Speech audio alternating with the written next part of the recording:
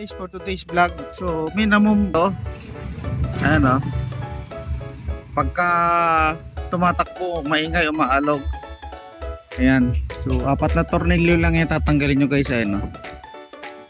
So, wali ang gagawin nyo, ano lang to guys, DIY, ayan, so bali nilagyan ko lang siya ng goma dito, ayan, para maitulak. So ito yung, ayan guys, maglagay kayo ng goma. Ito yung wala pa, ito. Ayan. Tapos ito na yung meron.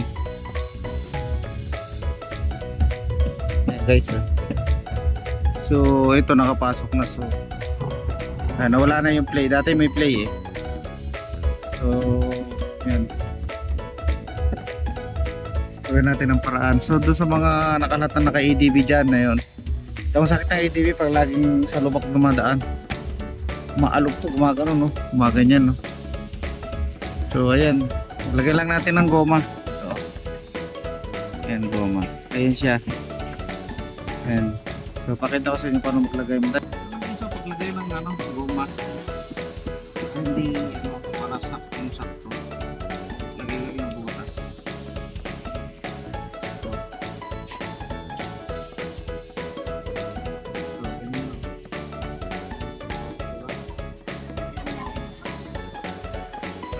Sakto-sakto talaga.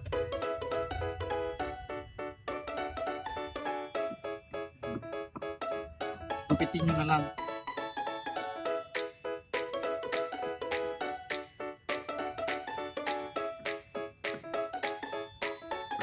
Okay, so mamaya pakita ko sa inyo yung yung resulta.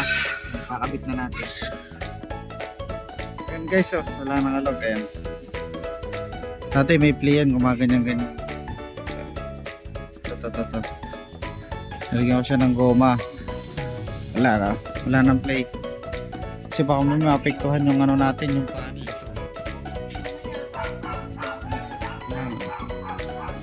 So baklasin na natin, kabit na natin.